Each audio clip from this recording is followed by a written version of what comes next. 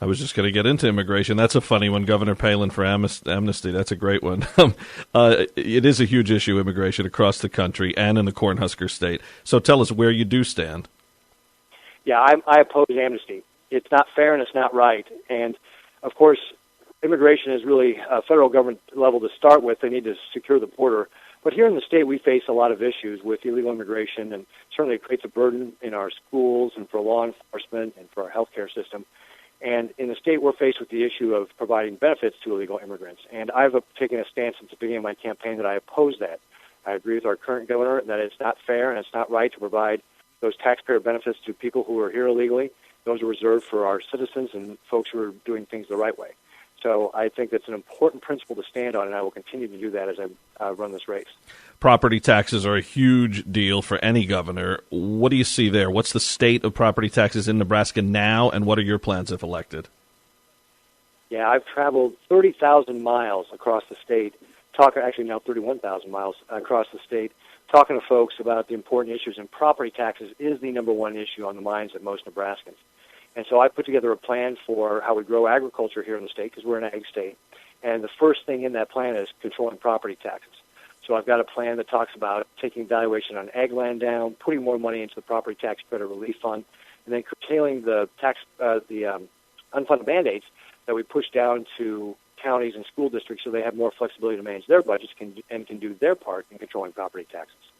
And agriculture, as you mentioned, of course, so vital to Nebraska and really all of us outside of the state who benefit from the hard work in Nebraska. I think that's something where you could get some out-of-state support, too, because, in those agricultural states like yours, it's huge. I mean, some people may not realize this, but this is where the food comes from. And, we'd like to hear more of your priorities when it comes to farming. Yeah, absolutely. So Nebraska is really driven by agriculture. It's the heart and soul of what we do here. 25% of our folks are employed in agriculture. We have 9 million irrigated acres across the state, which makes us the largest irrigated state. We're the third largest exporting state. So it really is a key industry for us. And I've put together a group of ag and business leaders from across our state to put together my plan that includes addressing property taxes, how we have a plan for water sustainability, making sure that we promote our value-added agriculture, things like livestock and so forth, opening up export markets for our producers overseas, and then finally making sure that we have strong rural communities by supporting other industries like manufacturing so that we can have a lot of good economic activity and good paying jobs to support our farm economy as well. We talked briefly about your business background, and manufacturing is on the top of your to-do list as far as things that need attention. What specifically, and does your business background help you here? Yeah, absolutely. As I talk to companies all across the state, there's several things that we have to do to really be able to grow manufacturing here in the state. And one of the things is just getting out of our own way. One of the things we've seen from this federal government, especially over the last 5 years, is an aggressive regulatory scheme. And that really just puts up barriers for our companies expanding. We've got to fight back against that. Certainly coming from business, I've dealt with regulations and know that while we all want to have clean air, clean water, safe working conditions, there's a difference between the rules and how they're interpreted. And if you have regulators that view business as the bad guy, that's a bad thing for business and creating jobs. So that's one of the areas that I can push back in.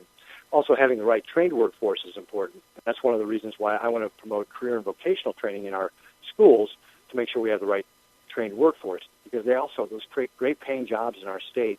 And for too long, our school system has made it seem like that career path is secondary, and it really ought not to be. It should be Plan A and a Plan A, whether you go to college or going to career and vocational training. And that is finally, such... the taxes, again, that's a big barrier for us. We're a high-tax state. If we don't get those taxes down, companies here in the state will choose other places to go expand. That is such a great point as far as career paths. I mean, you look at so many schools now across this country don't even have shop class or anything along those lines. And I know Governor Palin, that's big to her. You look at, one of her daughters now going into cosmetology, the other one going into skin care, things that you could learn about in high school. And instead it's kind of, looked down upon by some. That is a great point, Pete. Now, when Governor Palin endorses someone, people notice. But I think, and you touched on this a little bit when we started this interview, but I think there's even something more to a gubernatorial endorsement from her because, like you said, she's been there and has had great success in the position of running a state.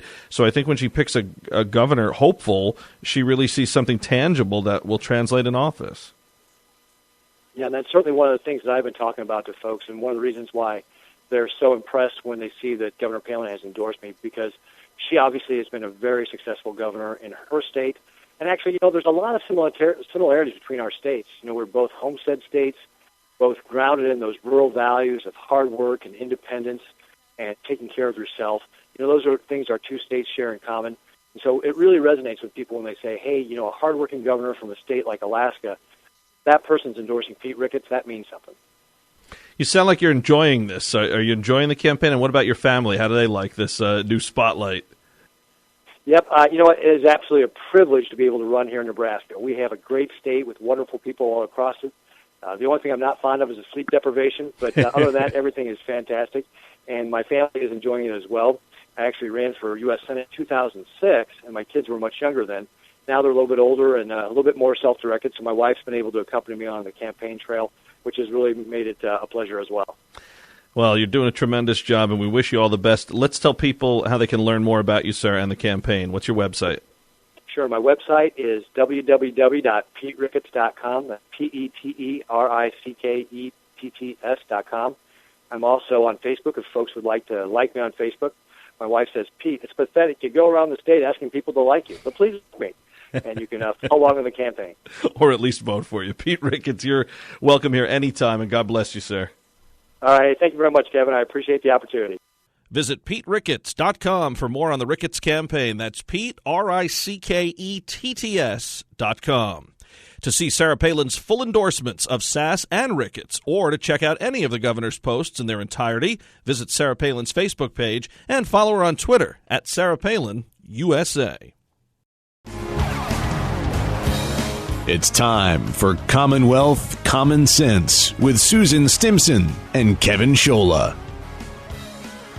Hello, Susan. How are you? Kevin, I'm great. Nice to be with you. It's amazing, and I know we know this happens, but unfortunately I think we're getting used to it because we see it in Washington, and I know now you're seeing it in Virginia and other places, but there used to be a chain of command. There used to be branches of government. There used to be things you had to follow, steps in order to pass things. But, when you have a president who just all of a sudden says, well, I have a pen, I'll do whatever I have to do, executive orders, usurping the Constitution at every turn, and now you're seeing this on gubernatorial levels. What the heck's going on? I think that it's a play that is working for Democrats, and part of the reason that it's working right now is we have not encountered this type of ruling by decree as our president has done. I think he's up to approximately 30 changes that he's made by executive order on the health care law that is passed by the Congress, but the president has changed it on his own. And now in Virginia, we're seeing the same type of executive fiat. Our Attorney General just arbitrarily ruled that illegal immigrants, their children, may be afforded in-state tuition in Virginia universities. Now, whether or not you agree that they should have in-state tuition, that is not decided by one person. That is authorized legislatively through the House of Delegates and through the Senate and through the governor. But we have an Attorney General who has arbitrarily decided he's going to rule that illegal immigrants who are here in Virginia, their children can have in-state tuition. But in the meantime, those American citizens who live in Maryland, who were born here or live in New York or wherever, if they want to come to college in Virginia, they have to pay the out-of-state rates. And again, whether or not you agree with this issue, it's the way in which the Democrats who are in power are abusing, I believe, the authority that the people have given them. Yeah, I think that's well said. It's the way that they're going about it, not the actual stance one way or another. So many things come to mind here, slightly different, but the same kind of approach. You think of Al Gore and George W. Bush in 2000. Remember, recount after recount after recount. Bush kept winning, but you had to keep recounting. If Gore would have won one of those, they would have said, all right, stop the recount. Same kind of deal. And also, we've seen this in other ways, too. Prop 8, for instance, in California, right?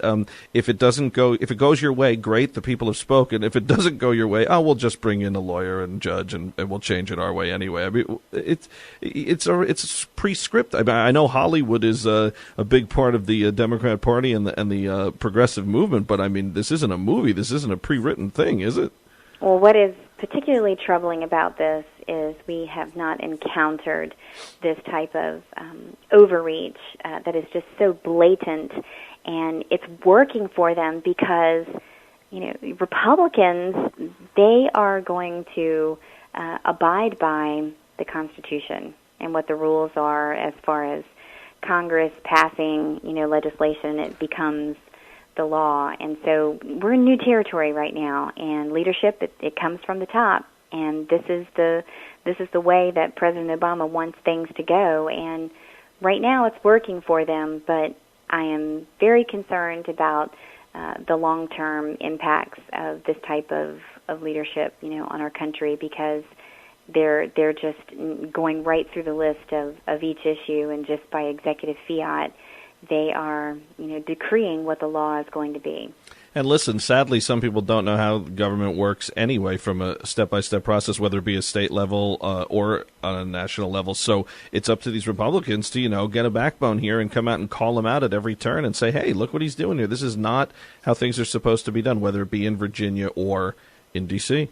And I think that it's not something that Republicans should fear, but they should be fighting for the underlying principle of the separation of powers, the viewpoint that the Founding Fathers had. They understood human nature, and this desire for power, and that's why they had checks and balances in our government. And so they're fighting for an underlying principle that is the strong foundation of the way our government operates here in America. So I think that they should be staying on message, staying united on this, and pushing back on these overreaches.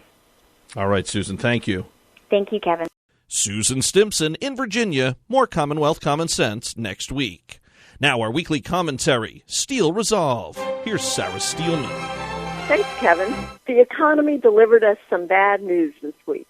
The pace of expansion of the economy in January, February, and March grew at a 0.1% rate, the slowest since 2012. Most economists estimated that the economy would grow 1.2% in the first quarter of this year. It obviously fell short of this rate. Consumer spending rose at 3% rate, but unfortunately it was due to an increase in utility costs resulting from an extremely cold winter and Obamacare. For most families, the cost of necessities continues to increase while their wages remain stagnant. We know that the unemployment rate doesn't reflect all those people who are no longer counted in the labor force. Yet Congress is too concerned with the 2014 elections to legitimately debate issues like tax reform and deficit reduction. Maybe it's just too hard, like debating immigration reform. Maybe if things are just too hard for the current congressmen and congresswomen, they should be relieved of their duty. This is Sarah Steelman for Mama Grizzly Radio. Tune in again next week for another segment of Steel Resolve right here on the Palin Update. The Palin Update, including Commonwealth Common Sense and Steel Resolve, is on demand and available for download. So just head to mamagrizzlyradio.com, pick the show you want to hear, and you can listen anywhere, anytime. Well, that'll just about do it for this edition of the Palin Update on Mama Grizzly Radio. Visit mamagrizzlyradio.com for continuing coverage of Governor Palin. Also, follow along on Twitter at Mama Grizz Radio, at Kevin Scholla, at Susan B. Stimson, and at Sarah_Steelman. And I'm doing some writing for Breitbart News. Just go to Breitbart.com and search Kevin Scholla. I want to thank Sarah Steelman, Susan Stimson, and everyone here at SarahNet Radio. Thanks to Ben Sasse and Pete Ricketts. And thank you for listening today. Please be sure to join us again next time for another edition of the Palin Update.